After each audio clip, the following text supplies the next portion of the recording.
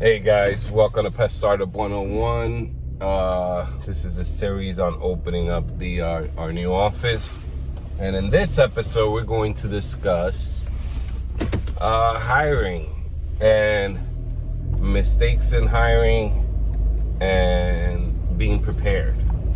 So we had a pretty big day where we had to the customer service people we have at the office / store space, they couldn't work. They are part-time employees, both of them. They gave us their availabilities, so we scheduled everything around their availabilities, and guess what? Then the availabilities changed. Not for them this time. It wasn't their fault. The availability did not change, but fuck, this is crazy. Hold on. Let's see. So the availabilities did not change, but our new hires availability did. And he called out. Now that happens. I've never had it happen to me on the first week, on the first day of the technician going on his own, but I guess it happens. And then I'm gonna leave it up to people if you guys decide to comment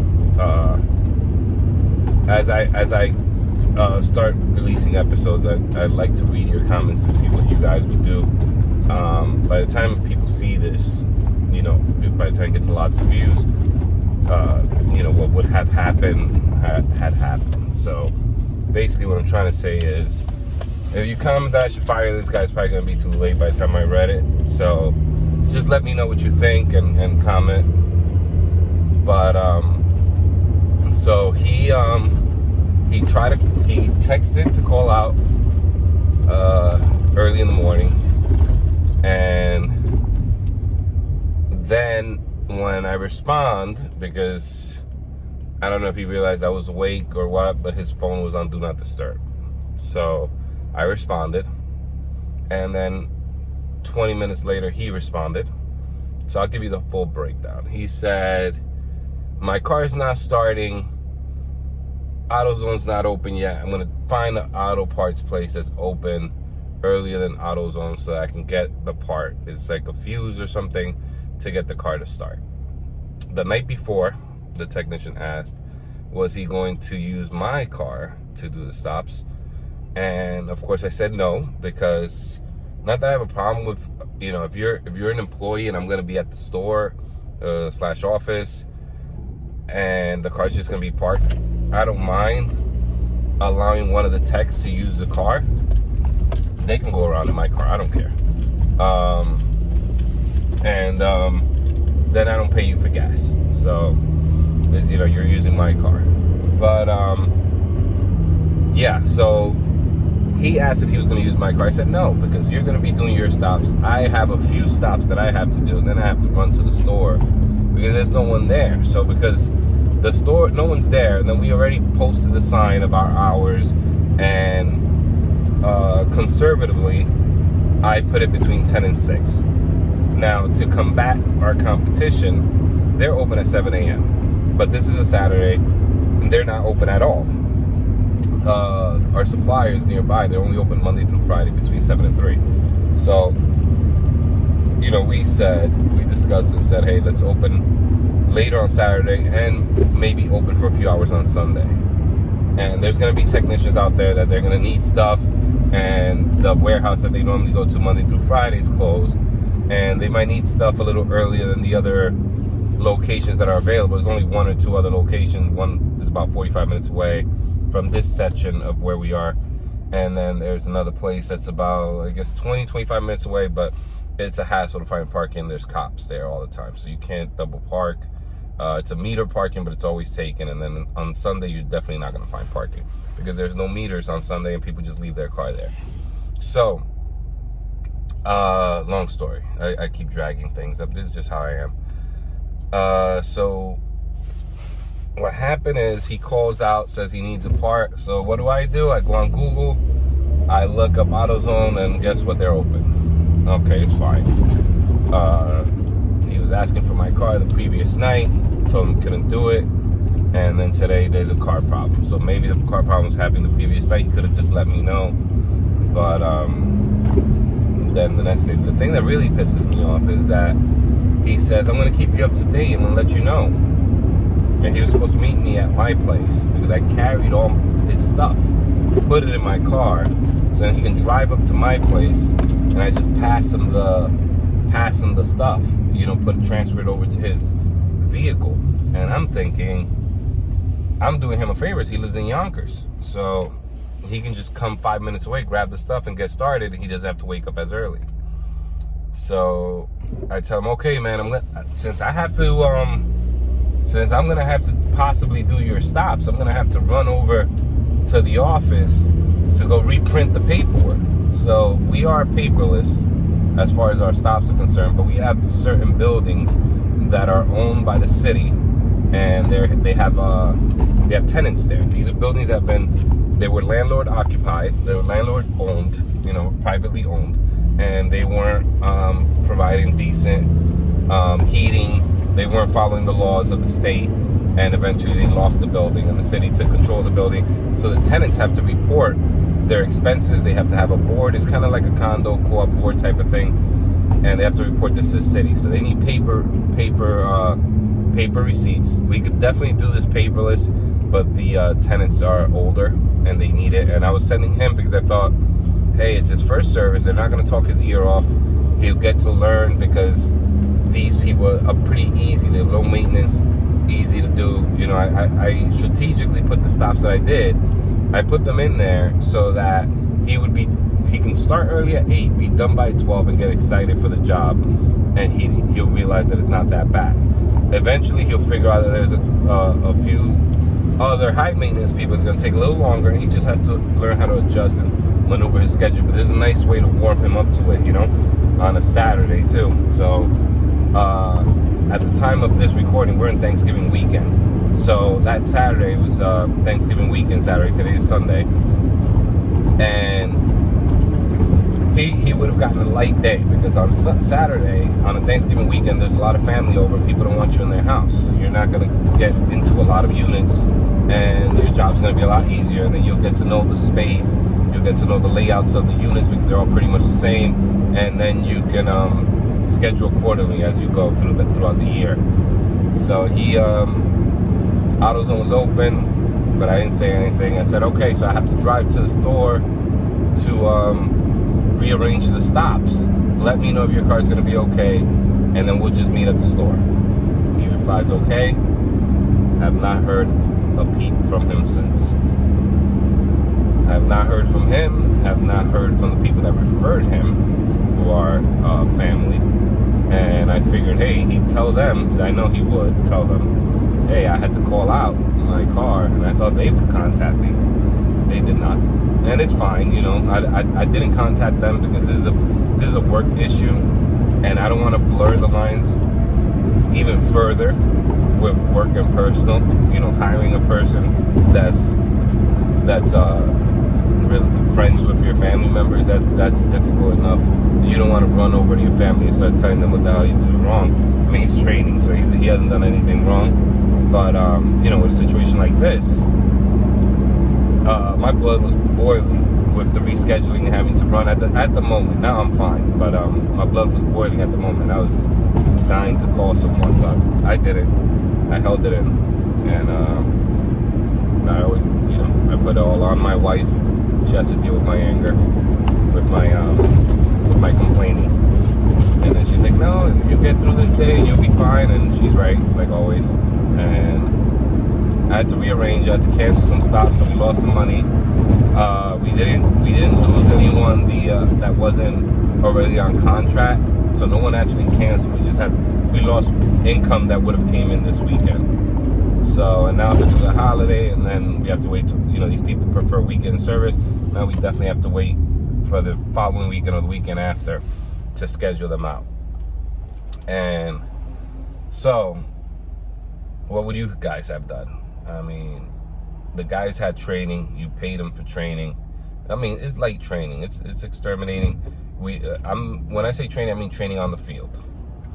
I've sent him videos on how to use the app, because the app program that we use has videos on YouTube, and I just shared those videos. And the office / store wasn't set up yet, so there was no space to sit him down and have him watch this stuff. So we had to improvise and just share the links, and then once we met up and we're in the car, then we discuss the videos and go over to see if there's any issues.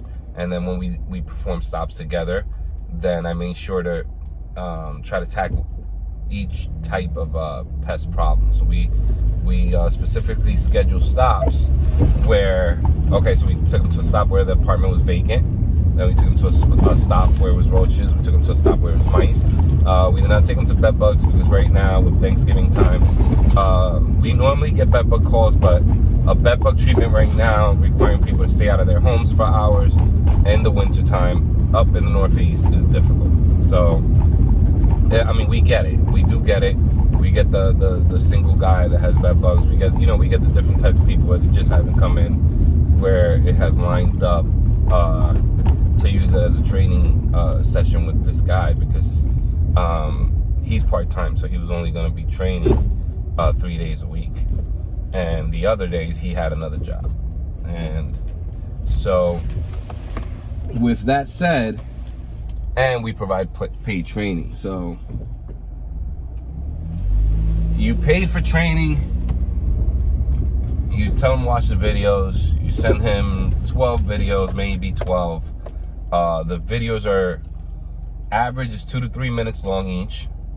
So you send 12 videos, 2 to 3 minutes long, and then maybe one video is like about 8 to 10 minutes long. But pretty much all the videos were short. And then you send them a couple of videos on how to process credit card transactions. And those are a little bit longer, about average 6 to 10 minutes long. And then once you meet up with him, he's watched 2 videos. So then you have that. So, but we're pushing through it. I'm calm now. It's over. I lost some money, which then affects them. That's the thing with employees, that they don't realize, if you can't afford, if you don't make the money you're supposed to make every week, how are you supposed to pay them if you don't make the money?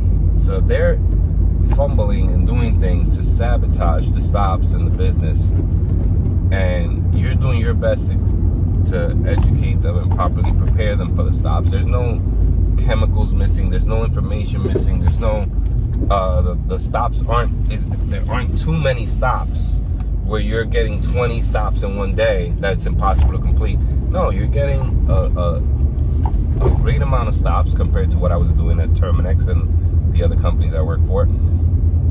And these stops, because you're doing less, you have to provide better service. And when you don't do that, they cancel. And that premium pay that we get, we don't get that. And then guess what? Then it trickles down to you. And it hurts the brand, it hurts the business, and bad reviews come. And then you have to let someone go. So by him doing what he did and me having to shuffle 3 stops, that's almost $500. Now $500 is just 3 stops. When you think about the numbers, you think it's just 3 stops. 3 stops, $500 for the store space, for the space. That is garbage, electric, the internet for the space, and partially part of rent, because electric is only so much. It's only we haven't received an electric bill yet, but it's coming soon, and the average bill is $125, which is, to me, it's a little high, but because we're only there a few hours out the day, and since we just started, we haven't been in there the whole day almost ever. So I don't expect a bill that high, but if we do get one, okay. And then so we get that 125, then we get the internet, which is $50 or $60, just internet.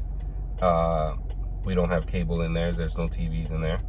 And then you have your expenses as far as paper, which we haven't had to use much because we're digital, and we just had to order some ink for the laser printer, which was like $80. And then it's not much. It's not much is what I'm trying to say. It's not much. And being that it's not much, hold on, let's see. No standing, 8 a.m. except Sundays. Okay, so it's free parking. So, being that it's not much, it is money that could have gone to those things. And then with the other stops that I completed, the other 5 stops that I completed that day, and then I arrived to the store. I was supposed to arrive to the store at 10. I didn't make it to the store till 1:30. So people thought we were closed the whole day, because on Saturday we only open till 4. So I'm there from 1:30 to 4 o'clock, and there you go. Lost the whole day. But that money right there, that could have paid the expenses. Now the stops that I did, which were less income but more, they were less income stops. I could have taken the higher income stops and moved the other ones over, but these other people that I kept, they have a very strict schedule and they can't be moved.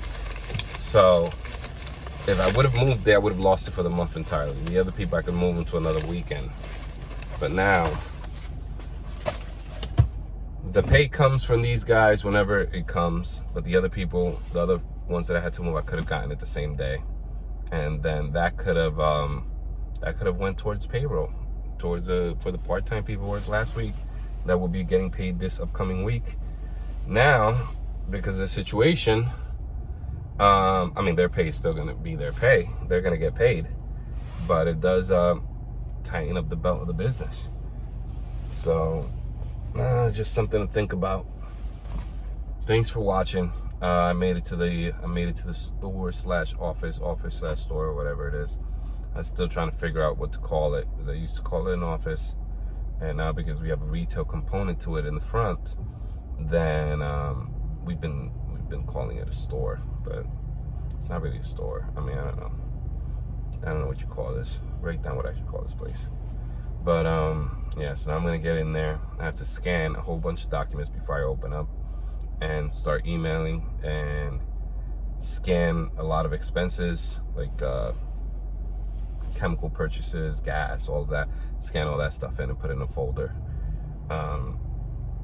And then I have to figure out how to get that into Excel, so then I can make it a lot easier on myself for tax time. But thanks for watching.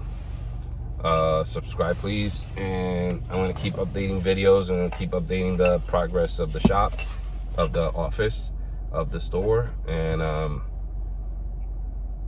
thanks. If you guys want to order some stuff, so and pest related stuff, go to zeropestdepot.com, zeropestdepot.com, and you can buy pest supplies, and we ship within 24 hours. You should receive it within 3 to 5 days, depending on where you're located, as far as closer to us or farther away from us. And everything is shipped first class mail unless selected for UPS. And then we also ship locally. So we have we just started a thing where you can order and you can drive up and pick it up, or you can order and we can ship it locally to you. So we still haven't had any orders for the ship locally part, and I definitely will be updating you guys on that too, to see how that goes. I expect some hiccups on that as well, because ordering to single family homes, multi-family homes is pretty easy. Leave it on the porch. But in the city, when it comes to apartments, you're not sure where to leave it. You know, usually packages on the doors, they can be stolen. So you have that situation happening. All right, I'm gonna do a lot of research on Amazon's delivering approach. Thanks guys for watching. Pest Art 101.